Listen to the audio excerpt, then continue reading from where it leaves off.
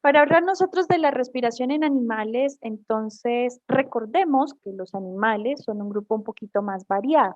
Cuando nosotros hablábamos de las plantas y de la respiración, precisamente se da porque ellas tienen una misma estructura que son los estomas. En el caso de los animales, hay grupos que son muy diversos precisamente porque ocupan áreas naturales que son muy diferentes unas de otras. Si nosotros hablamos de un espacio natural, ¿en cuál es el que se nos viene primero a la cabeza? ¿La selva? La selva. Muy bien. ¿Qué condiciones tiene la selva en el ambiente de ¿Es la selva? boscoso? Es boscoso, muy bien, hay humedad. ¿Qué más? ¿Qué vemos, qué organismos vemos en la selva? Animales salvajes como el león, los tigres, el puma o animales herbívoros. La serpiente. Muy bien, herbívoros, serpientes, carnívoros, ¿cierto? Muy bien. Adicional a eso, en esa selva, teniendo en cuenta la respiración, ¿de dónde tomamos los organismos que habitamos en esa selva? O bueno, los que habitan en esa selva. Si nosotros pensamos en la respiración y recordemos que hablábamos que era un intercambio de gases, ¿cierto? Oxígeno por dióxido o dióxido por oxígeno en el caso de las plantas, ¿de dónde se realiza el proceso de la respiración? ¿En los animales, profe? Sí, en los animales, ¿de dónde tomamos el ¿De las oxígeno? plantas? De las plantas, muy bien, del proceso de la fotosíntesis se toma ese oxígeno. Y mientras nosotros lo tomamos, ¿en dónde se deposita el oxígeno mientras que nosotros lo capturamos del ambiente? En los pulmones. Los pulmones. Bueno, en los pulmones lo tenemos alojado ahí y en ese momento ahí realizamos el intercambio de gases. Pero para que el oxígeno llegue a nuestra nariz, ¿nosotros de dónde tomamos ese oxígeno? ¿El aire? Del aire. Muy bien, entonces del aire. Entonces estamos hablando de dos diferentes medios. ¿Listo? Vamos a hablar de un medio. Vamos a hablar de un medio, ¿cierto? De un medio, en este caso, que tiene aire, ¿cierto? El oxígeno o el dióxido de carbono que se está intercambiando, ¿cierto? El intercambio de gases se realiza a partir del aire. Muy bien. Listo. Eso en el caso de uno de los dos medios. Ahora, si nosotros nos referimos a un medio totalmente diferente, que sería lo contrario, ¿cierto? Donde no encontramos ese medio en el que hacemos el intercambio de gases, ¿cuál sería? Por la contaminación, o sea, por el humo de las empresas y todo eso de los carros. Bueno, cuando nosotros estamos respirando, allá en nuestro pulmón, nuestros alvéolos están haciendo el intercambio de esos gases, pero nosotros no tenemos como un mecanismo que nos permita evitar respirar partículas del ambiente que son contaminantes o de pronto evitar respirar humo, ¿cierto? O el dióxido de carbono que también está en el aire, ¿cierto? Si nosotros hablamos de un medio totalmente diferente, ¿cuál sería un medio diferente al que vimos con la selva, con los animales, carnívoros y ¿Otro planeta?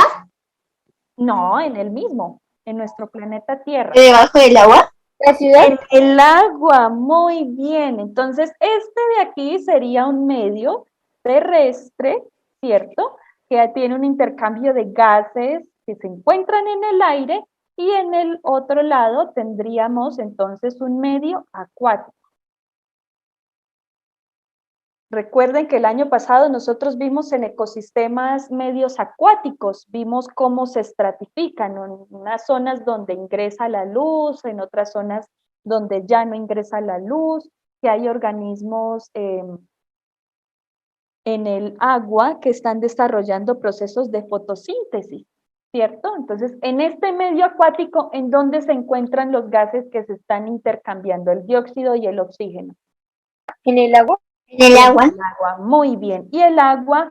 ¿Quién me recuerda cómo es la fórmula del agua? H2O. Muy bien. Si yo tengo H2O, ¿cierto? ¿Cuántos elementos de hidrógeno tengo y cuántos de oxígeno?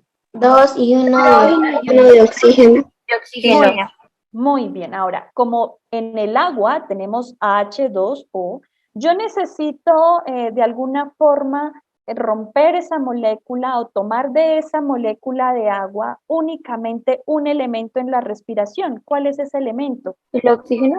El Oxígeno. oxígeno, ¿cierto? Entonces, precisamente eso nos hace diferentes, ¿cierto? Nosotros ya encontramos en el ambiente el oxígeno de forma gaseosa y está disponible para que nosotros lo respiremos y lo tomemos allá en nuestro proceso también de circulación para llevarle oxígeno a todo nuestro cuerpo, ¿cierto? En el caso del agua el proceso es un poquito diferente. Entonces, los animales acuáticos están adaptados a estas condiciones que nosotros tenemos aquí. Pero resulta que hay medios intermedios, es decir, hay organismos que en alguna parte de su vida se desarrollaron o sus huevos estuvieron en el agua y luego la forma adulta de esos animales se desarrolló en el medio terrestre. ¿Quién me recuerda un animal que tenga una vida acuática y también terrestre? La tortuga. La rana. El caimán. La tortuga. La tortuga, la rana, el caimán, ¿cierto? Especialmente lo que sucede con las ranas, ¿cierto? ¿Quién ha cogido una rana? ¿Quién ha intentado? Muy bien, Andrea. Cuando cogiste la rana, ¿qué te quedó en la mano o qué sensación te dio de la piel de la rana? Sentí como si me hubiese echado gel para manos. Digo, Es gel como para el cabello. muy bien. Resulta que las ranas en su piel tienen una sustancia gelatinosa, ¿cierto? Si ustedes se vieron, hicieron la tarea ya pequeñitos hace unos años de ver la película de La princesa y el sapo, ¿cierto? Recuerdan que ellos tienen moco en su piel, ¿cierto? Que lo mencionaban todo el tiempo. Entonces, en este caso es muy cierto, las ranas tienen en su piel unas mucosidades que les permite permanecer húmedas todo el tiempo. Y eso tiene una razón.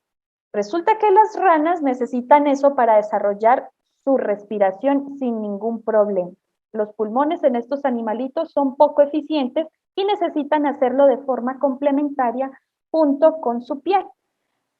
Profe, o sea que esa babita, ese moco, perdón, moco, es como otra parte, como si fuera un pulmón para respirar para las ranas. Lo que pasa es que la piel de las ranitas es muy delgada. Al ser muy delgada, está susceptible a que las membranas de las células que conforman esa piel desarrollen el intercambio de gases de forma directa. Entonces, de forma directa lo que ocurre es que hagamos de cuenta como si fuera una celulita. Entonces, resulta que los organismos unicelulares, ¿cierto? Ellos solitos, como células, tienen que hacer respiración, reproducción, alimentación, una infinidad de funciones. En este caso, la sola celulita tiene que permitir que el oxígeno ingrese, ¿cierto? Entonces, si el oxígeno debe ingresar en la célula, lo que quiere decir es que va a utilizar cualquiera de los procesos que nosotros ya conocemos, ¿cierto? Ósmosis, difusión simple, difusión facilitada, transporte activo y transporte pasivo. Pero de esos, solamente la difusión simple, digamos que es la que le permite realizar el intercambio de ciertos gases. Entonces, eso ocurre con las ranas. A pesar de que son organismos pluricelulares, ya que su piel es muy delgadita, es muy finita, digamos que les sirve para que puedan hacer un intercambio de gases a lo largo de todo su piel, de todo su cuerpecito. Entonces el animalito necesita estar húmedo para que haya un intercambio de esos gases. ¿Listo? Listo, profe, ya entendí. Vale, muy bien. Entonces, vamos a ver lo que ocurre con los diferentes organismos vivos. Vamos a hacer un ejercicio bastante sencillo. Es bueno que tomemos apuntes. Entonces, vamos a ver lo que corresponde a los diferentes organismos invertebrados y también de los vertebrados. ¿Cuáles son los mecanismos que utilizan para realizar el proceso de la respiración, cierto? Y cómo lo realizan. Listo. Entonces, vamos a tener inicialmente que la respiración es una función biológica de los seres vivos por la que absorben el oxígeno disuelto en el aire o en el agua. Ya vimos que hay organismos que tienen un desarrollo normal en un ecosistema acuático o en un ecosistema netamente terrestre donde el aire se encuentra en la atmósfera. Y expulsan el dióxido de carbono para mantener sus funciones vitales. Recordemos que el dióxido para nosotros es un elemento tóxico, es un compuesto tóxico que puede perjudicar. Bien, entonces, en esta imagen, ¿cierto? ¿Qué se representa aquí? ¿Una mantis? Un grillo.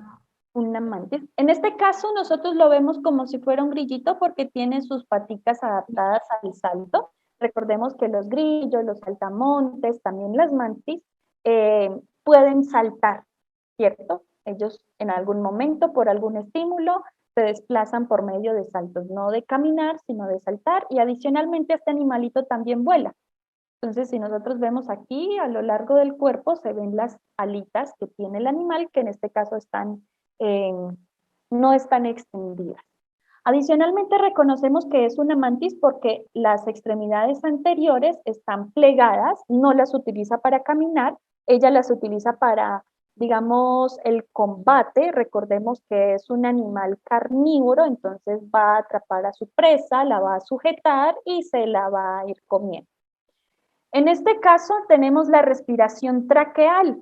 Como su nombre lo indica, tiene que ver con tráqueas, ¿cierto? Si nosotros pensamos en traqueal, lo primero que se nos viene a la cabeza o que nos recuerda es las tráqueas.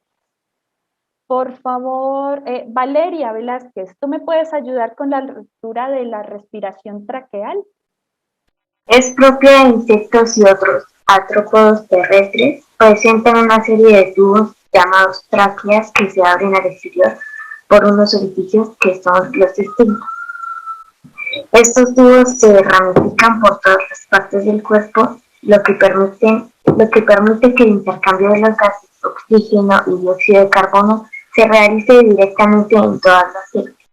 El aire se bombea por los espiráculos anteriores inflando el abdomen. Después estos se cierran, el abdomen se contrae y el aire sale al exterior por los espiráculos posteriores. Gracias, Linda. Entonces, como lo vemos en la imagen de acá, a ver, le subrayo. Estas son las tráqueas. ¿Listo? Como lo mencionó Valeria, los espiráculos se encuentran a lo largo de todo el cuerpo del animal. Entonces, ¿qué es lo que nosotros vamos a encontrar? Nosotros vamos a ver que a lo largo de todo el cuerpo de este animalito van a haber unos orificios por donde ingresa el aire. Como ella lo mencionó, se conocen como estigmas, también se conocen como espiráculos, por eso más adelante les menciona que el aire se bombea por los espiráculos anteriores y posteriores. Por los espiráculos posteriores es por donde sale el aire que se está exhalando. Entonces, anterior y posterior quiere decir lo siguiente. Recordemos que esta es la cabeza del animal, ¿cierto?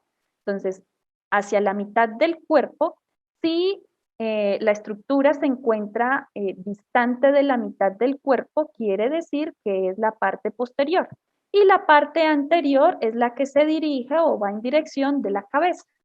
Entonces, hacia la cabeza, la parte anterior, y hacia la cola o hacia las patas posteriores, bueno, o hacia la cola mejor, la parte posterior del animal. ¿Listo? Entonces, ¿qué pasa aquí? Este es un esquema que nos muestra un orificio junto con sus tráqueas. Entonces, lo que quiere decir es que este conducto que nosotros vemos aquí se ramifica en diferentes tráqueas, ¿cierto? Cuanto más pequeñas se hacen, digamos que van a recibir otro nombre, ya no son tráqueas, sino traqueolas, eso lo vamos a ver más adelante, pero en este caso van a estar a lo largo del cuerpo. En el caso nuestro, nosotros alojamos el aire que estamos inhalando en nuestros pulmones. En el caso de estos animalitos, ellos lo van a retener a lo largo de toda la tráquea y la traqueola, a lo largo de todo su cuerpo. Entonces, de este lado vamos a ver que todo el cuerpo del animal va a estar conformado por tráqueas internamente y va a ser intercambio de gases por todo el cuerpo. En el caso nuestro, nosotros solo hacemos intercambio al interior de los pulmones, ¿cierto? Pero en los insectos, como esta mantis religiosa, vamos a encontrar que lo va a hacer por todo el cuerpo. Entonces, de cada lado del animal, del lado izquierdo y del lado derecho, el animal va a tener sus espiráculos con sus tráqueas y traqueolas. ¿Listo? Entonces, en este caso, como para hacer un recorderis, este animalito, ¿cierto? ¿Es vertebrado o es invertebrado? Invertebrado. Invertebrado, ¿cierto? En el caso de este invertebrado tiene las paticas totalmente planas o se pueden flexionar o doblar. Se pueden flexionar. Pueden flexionar. Muy bien. Entonces, como se flexionan o se doblan, nosotros los conocemos como artrópodos. ¿Listo? Aquí era una tilde, artrópodos, ¿vale? Entonces son invertebrados, artrópodos y como el animalito vuela, entonces vamos a decir que es un insecto. ¿Vale? Entonces invertebrado, artrópodo, insecto y se llama nuestra mantis religiosa. Profe, una pregunta. ¿Esas tráqueas o esas ramificaciones entonces se pueden ver o solo están al interior? No, son internas. Lo que pasa es que aquí el esquema, digamos que nos está mostrando cómo es, pero están al interior de todo el cuerpo del animal. ¿Listo? Entonces, sí, no sé si se alcanza a ver, aquí hay como unos segmentos pequeñitos, ¿cierto? Esto es un segmento, esto es otro segmento, este de aquí es otro segmento. Yo lo hago más grandecito para que se vea porque el dibujito es bastante pequeño y entre cada unión de cada segmento vamos a encontrar los espiráculos. Entonces, aquí vamos a tener un espiráculo, aquí vamos a tener otro espiráculo, aquí otro, y esto que estamos viendo acá al interior, las tráqueas y las traqueolas, van a estar al interior del animal. Profe, una pregunta, ¿este tipo de respiración traqueal solo se presenta en animales invertebrados? Sí, solamente en invertebrados. Entonces, es un invertebrado, es un artrópodo, es un insecto y se llama la mantis religiosa. Entonces, el grillo, las mantis, las libélulas, las mariposas, todos ellos tienen una respiración a través de sus espiráculos y de sus tráqueas que tienen en el interior del cuerpo. Sigue acá nuestra respiración branquial. Entonces, las branquias. ¿Cierto? ¿Este animalito qué es? ¿Será vertebrado? ¿Será invertebrado? ¿Cómo se llama? ¿Cómo es? ¿Vertebrado o invertebrado? Es vertebrado. ¿Listo? Entonces, hace parte del grupo de los animales vertebrados. Si nosotros revisamos, el animalito tiene sus paticas, ¿cierto? Tiene una cola. ¿Esta cola se parece a qué? ¿A qué se les hace parecida esta cola? ¿Un lagarto?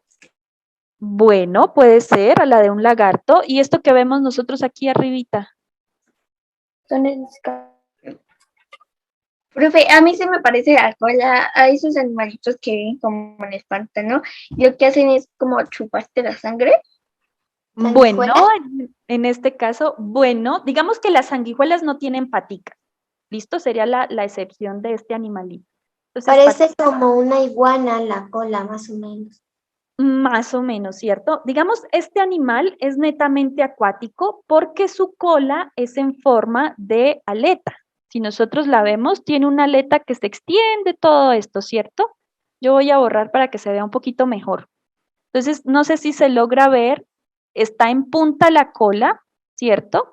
Pero adicionalmente tiene esta partecita de arriba que es una aleta. Entonces, este animal es netamente acuático. Lo encontramos en el mar. Entonces, estos animalitos, si nosotros vemos esto que están mostrando acá, son las branquias. Hablamos de respiración branquial, entonces en este caso hablamos de branquias. Los peces también tienen branquias, pero las branquias están protegidas, es decir, se encuentran en el interior del animal y en el caso de este exclusivamente, tiene sus branquias expuestas o externas, lo que quiere decir que no están protegidas por ninguna membrana o alguna estructura del cuerpo que le permita protegerla.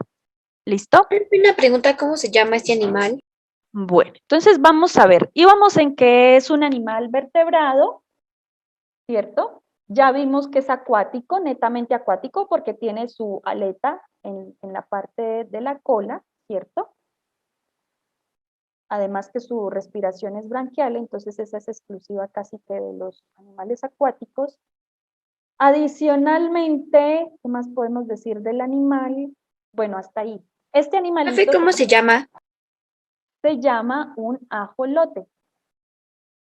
Entonces, en el caso de este ajolote, digamos que su cuerpo, al sentir el cuerpo del animalito, pareciera que fuera como una especie como de anfibio, porque el animal no es escamoso, no tiene escamas como un pescado, tampoco se parece a un reptil, como de pronto una iguana, porque su piel es lisa. En el caso de la iguana tiene escamas, el cocodrilo también tiene escamas, entonces en ellos es diferente. Y lo que nosotros vamos a ver, entonces, un ajolote se ve más o menos así como estos de acá. No sé si lo están viendo aquí a la derecha. El ajolote viene siendo cualquiera de estos. Si ustedes logran ver, estas son las branquias externas. ¿Ven que su piel es lisa? Se ve como si no tuviera escamas, como si no tuviera alguna capa protectora en su piel, ¿cierto?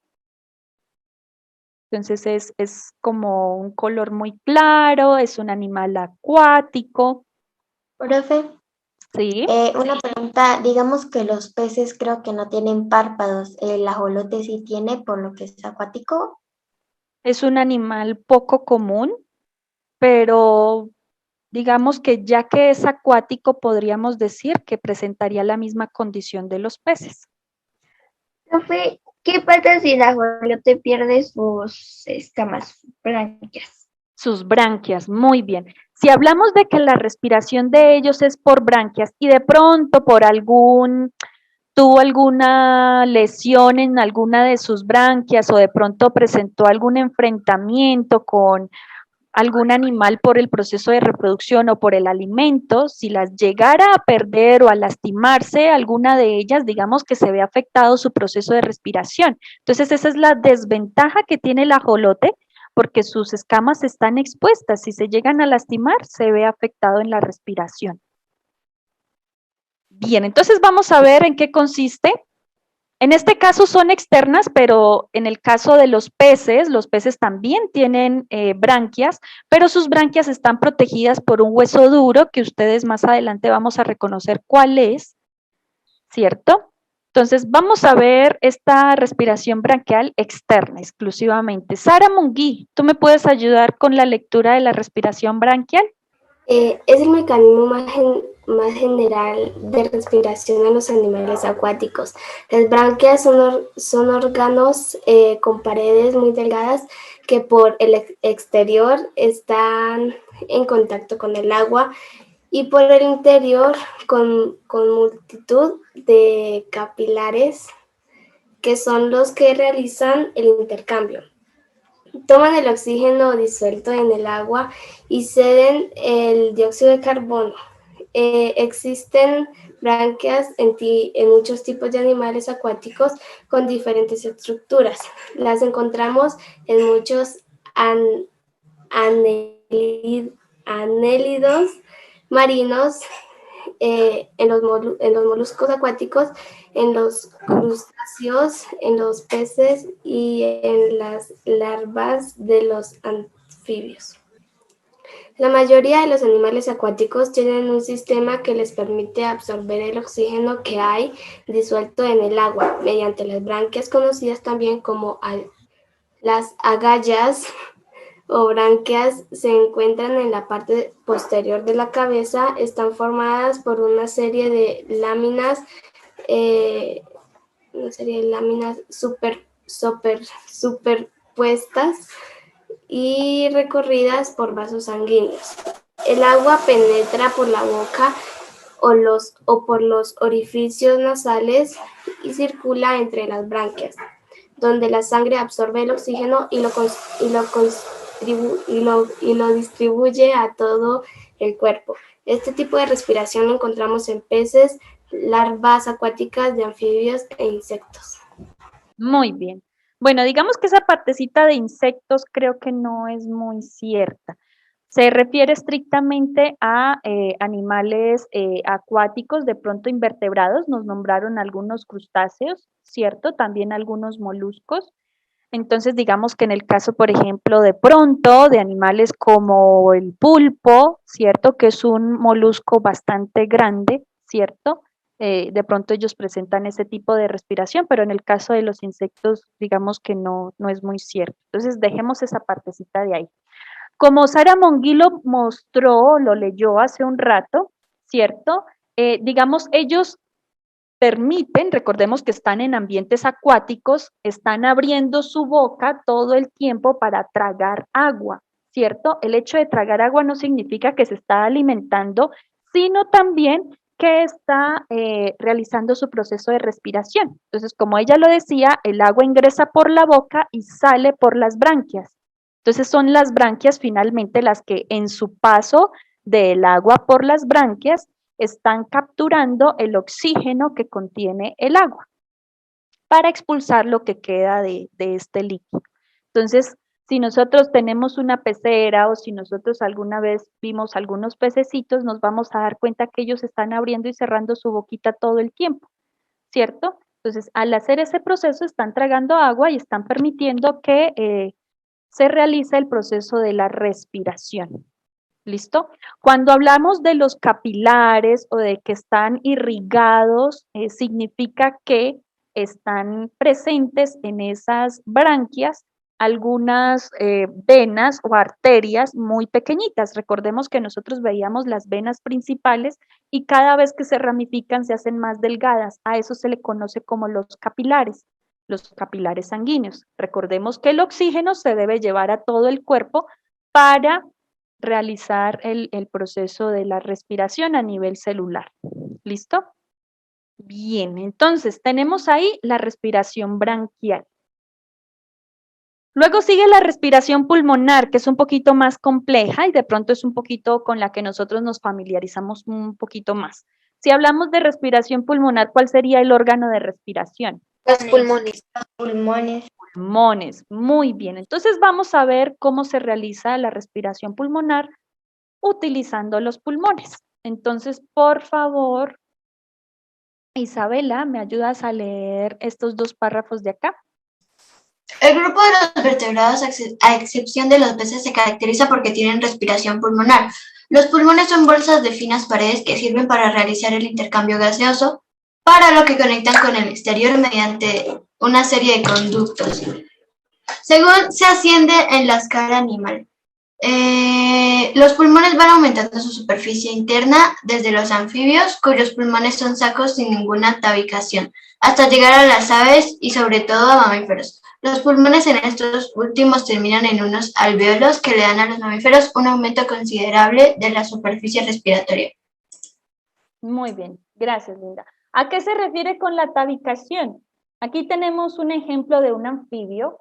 Tengamos en cuenta que nuestro sapito está respirando por la piel, tiene una respiración cutánea, pero también tiene pulmones porque es un vertebrado que no es un pez. Recordemos que los peces tienen respiración branquial. En este caso, los pulmones son poco eficientes para el anfibio, por eso ellos utilizan su respiración también de tipo cutáneo. Cuando nosotros hablamos de una tabicación, un tabique es como un obstáculo que hay al interior de la membrana en los pulmones. Si estos son los pulmones, ¿cierto? El aire tiene que circular al interior para luego salir.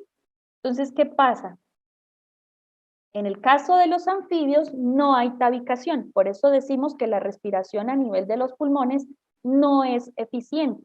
En el momento que ingrese el aire, yo voy a señalar aquí el aire con una línea roja, entonces el aire que va ingresando se va encontrando con esos obstáculos y tiene que rodearlos y bordearlos para circular, ¿cierto? Entonces tiene que tener contacto con todos los tabiques para poder luego salir de esa superficie de esos pulmones. Entonces, si realiza todo este proceso, ingresa a hacer su respiración, se encuentra con esos tabiques, circula por todo ello y vuelve a salir, ¿cierto? A diferencia de los anfibios, el aire ingresa, da una vuelta y vuelve a salir.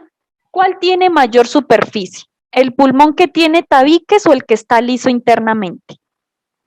¿Qué está liso internamente? Hablemos de la superficie como algo con lo que El que tiene el tabiques. que tiene tabiques, el que tiene contacto con mayor cantidad de espacio del pulmón. Entonces, como tiene muchos obstáculos, cada obstáculo aumenta la superficie del pulmón. Entonces, eso hace que sea muchísimo mejor o más eficiente la respiración, porque entonces, si respiramos el aire y ahí mismo lo botamos, no estamos permitiendo que haya un intercambio de gases. ¿Listo? El intercambio va a ser muy mínimo, es decir, que el aire que está expirando el animal, además de dióxido de carbono, también lleva el oxígeno que no alcanzó a intercambiar. ¿Listo? Pero si tiene tabiques, entonces probablemente en esas superficies en las que tuvo contacto, se alcanzó a recuperar la mayor cantidad de oxígeno que hay presente en el aire que inspiró el animal. ¿Listo? Entonces, a eso se refiere con los tabiques. En el caso de nosotros como seres humanos, ya los mamíferos, nosotros tenemos algo especial que se conoce como los alvéolos.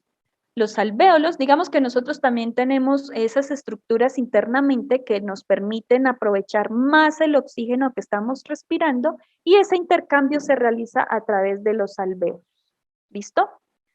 Entonces, lo vamos a ver más adelante, pero por el momento nos interesa ver que en el caso de los anfibios no hay tabicación y a partir de los reptiles, digamos que la tabicación sí se presenta, por lo tanto es un poquito más eficiente la respiración pulmonar a partir de los reptiles que la de los anfibios.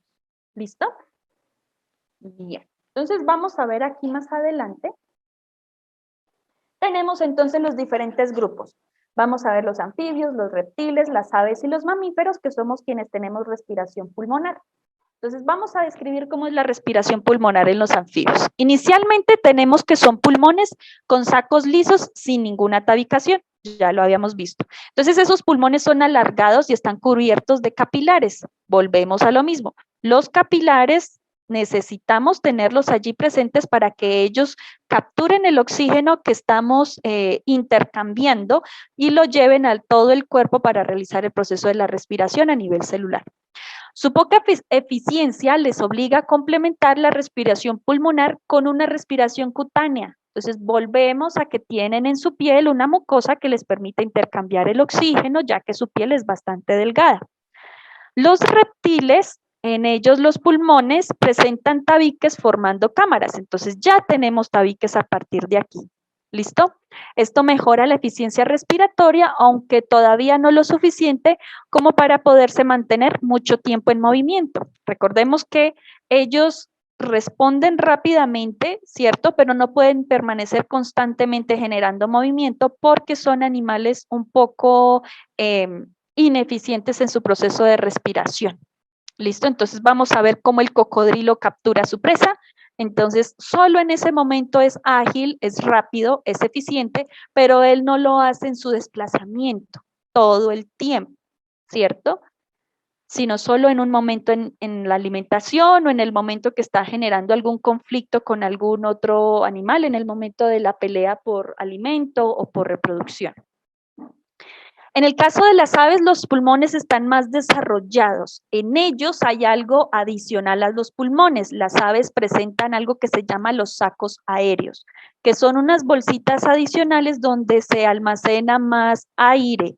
Es decir, nosotros solo tenemos 2 pulmones, pero las aves tienen 2 pulmones y adherido a cada pulmón tiene 4 sacos aéreos que les permite ir guardando el oxígeno o ir guardando el aire para luego intercambiar el oxígeno por dióxido y de esta forma puedan hacer el proceso de respiración. Profe, ¿puedes volver a explicar eso, por favor? Más adelante lo vamos a ver. Digamos que por el momento nos sirve conocer más bien que las aves tienen sus dos pulmones y adicionalmente unas bolsitas adicionales que se conocen como sacos aéreos. Y en estos sacos aéreos se va guardando el aire que se está respirando para luego intercambiar el oxígeno por dióxido de carbono. Luego vamos a ver cómo es esa dinámica y cómo se encuentra para que ustedes la puedan reconocer. ¿Listo? Esos sacos aéreos se encuentran en el interior del cuerpo del animal y adicionalmente tienen unas ramificaciones, se llaman ramificaciones bronquiales. En estas ramificaciones bronquiales las aves, digamos que les permite tener un extremo terminal de esa ramificación abierta y se encuentra comunicando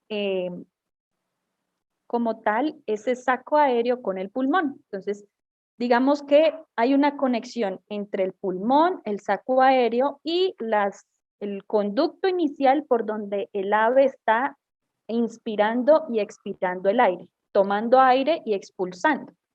¿Listo? Entonces, como tal, esos sacos aéreos, digamos que no es un espacio muerto, les permite mantener aire en su interior para aprovecharlo más eficientemente. Si nosotros nos damos cuenta cuando nosotros respiramos, ¿cierto?